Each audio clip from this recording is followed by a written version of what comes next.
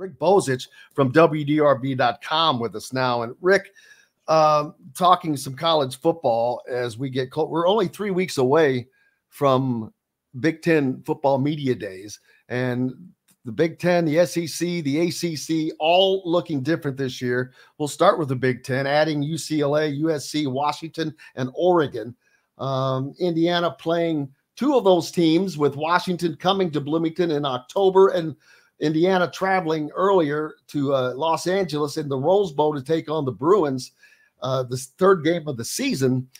And I've got the schedule poster up in front of me, Rick, and so I look at it every day, and without wanting to sound like a homer, because I hate that, there is a path for Indiana to a 6-0 start to the season. As crazy as that sounds, and I see the linchpin game of that being that road game at UCLA, the third game in, but that's a winnable game. New team, new coach, new everything. It wasn't exactly going great out there. And our friend Fred Cowgill posted something yesterday that I reposted about the revenue generating schools, the top 50. 31 of the top 50 are from the Big Ten and the SEC. Wow. UCLA was 49th in that, behind everybody in either of those two conferences, far behind.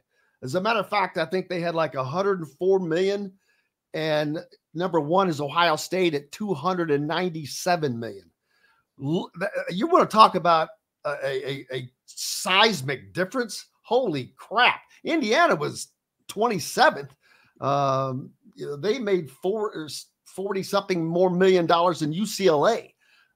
So it just gives you an understanding. But I see a path for 6-0. And then that follows two home games for Indiana that would be winnable games with Nebraska and Washington. So it could be a crazy season for Indiana. Off air, I just said that I think it was the smartest thing that they bought out of that Louisville game for this year, because it gives them the opportunity that they have here with 8 home games in Curt Cignetti's first year, and an opportunity to really turn that around. I mean, he could potentially be the Big Ten Coach of the Year if they're able to take that 1-8 Big Ten season last year and turn that into something very, very different. Yeah, I mean, it does look promising. I try and always remember, though, that I know it's a new roster, it's a new coaching staff, but this is also a program that needed 4 overtimes to beat Akron last year. So I try not to get too carried away. But the first game's against FIU. FIU lost their last 4 games last year and gave up 40 points in all 4 of them. So I don't know how good they're going to be. The next game's Western Illinois. That's the most guaranteed win on the schedule. And then UCLA is the critical game. They also have a new coach.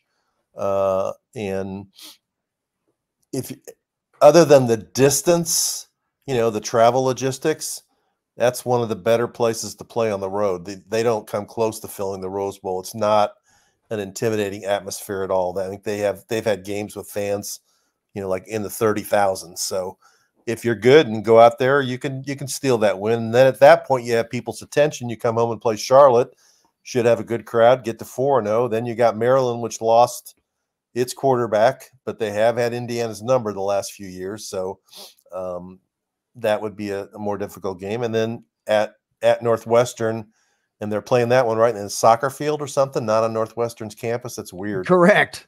So, yeah, I mean, I'd say 6-0 is unlikely, just because you're going to have a game when you don't perform, you make turnovers or whatever. 5-1, I'd say, is probably the best case scenario, and you better. But even at 5-1, think of that. Yeah, better win at least 4, because then you got to pick up 2 the rest of the way to get to a bowl game, and that was the whole purpose of getting rid of the Louisville game, to make it so you can get to 6 wins, so you can become a bowl team and kind of change the narrative around your program. That's like one of the reasons they did it. And, Michigan State's a winnable game. Purdue's a winnable game. Washington at IU could be a winnable game. They lost a ton of players and have a new coach. Nebraska's probably a winnable game. The only ones that aren't Ohio State and Michigan, and they play them back to back. But Michigan also, even though it's Michigan, a lot of changes there, changes in coaching staff. But Yeah, they there also are. lost virtually all of their offense is gone. So they have a lot of changes to make as well. And I know it's Michigan, and so I'm not suggesting otherwise. But they too went through a lot of changes. As a matter of fact, there is only one team on Indiana's conference schedule that does not have either a new coach or a second-year coach. And that's Ohio State? That's Ohio State. Wow. That's crazy. I mean, every other Loxley's been around for a while. Oh, my bad. Yes, I skipped Maryland. My fault. Okay. So yeah, no, that's an edge. I mean, and the schedules, it's an advantage they're not playing Ohio State or Iowa in the first game of the year. It's an advantage they're playing the first two games at home with a new coach. I mean, a lot of things are in motion for them to have a positive start to this season. They just have to take advantage of it. And I know there's a lot of excitement. There's a lot of hype because Cignetti's been really good. The one thing he really has done is give confidence to people that he knows what he's doing, that he has a plan, that he's executing the plan, that he's brought guys with him from James Madison who believe in the plan. And I think people they believe him. They want to believe him. Now he's, the comments like you and I were talking about of Google me, I win.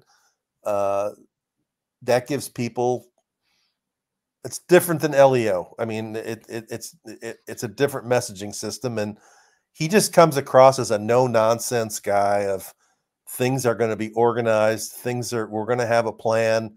We know what we're doing. And that is important.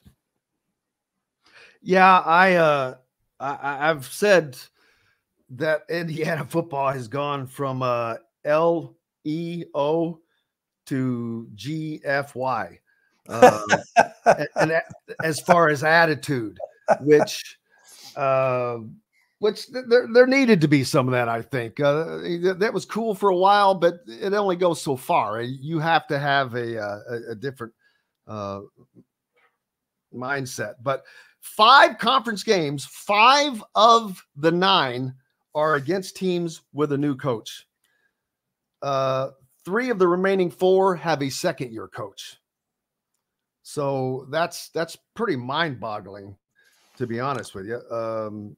And not only that, then it just came out. Pro Football Focus, if you're a Twitter follower or ex-follower rather, Pro Football Focus does an incredible job of stats and putting out some incredible stats. Of the top 10, according to Pro Football Focus, of the top 10 defensive transfers, Indiana landed 3. No one else had 2. No one else had more than 1. And I'm talking Auburn, Miami, whoever you want to talk about. Indiana had 3 guys in their top 10. And that's even harder to do because it's Indiana. So it makes it more difficult for those types of publications to list Indiana because there's a bias, an understandable bias. But to see that's game changing.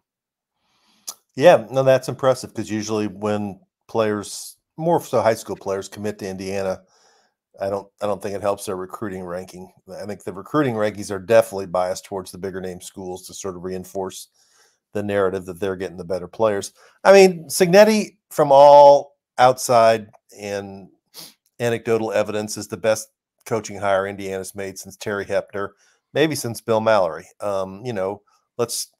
He's more qualified than Bill Lynch was, right?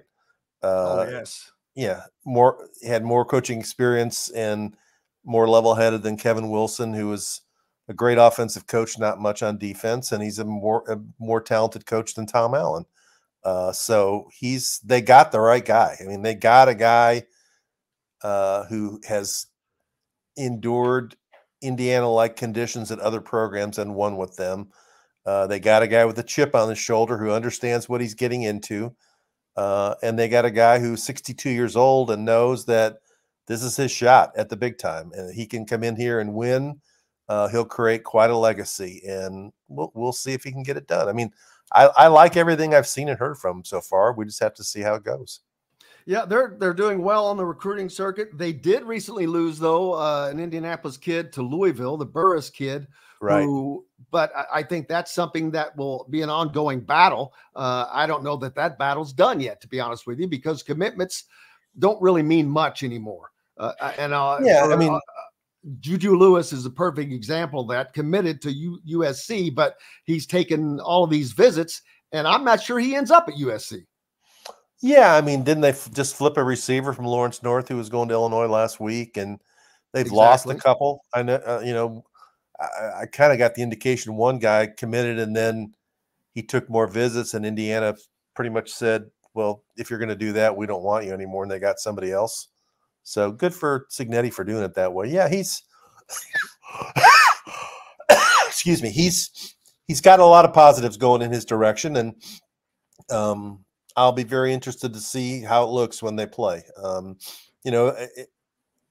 I'm fairly sure that Curtis Rourke's going to be the quarterback, but I'm the same way. Didn't Trace Jackson, David Taven's little brother, look good in the spring game? He did. I just think it's going to come down to experience, right? Because he did look good under this staff, but that has to make fans feel good, though, knowing that your backup is solid. That's something Indiana has fought, but depth in all positions. They're deep at the running back room, deep at quarterback. They've got a better offensive line, and we just talked about the defense. So they're shoring up everything, which is a lot of times you see these teams that end up scoring 40 points a game, but they give up 45 points a game. That's the Kevin Wilson era. You've just got to have that balance, and I think Indiana is really trying to get there quickly.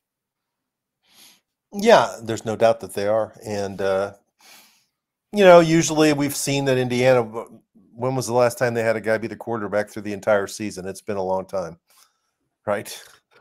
Yes, mainly because usually they can't protect him and he has to run for his life the whole time. Right.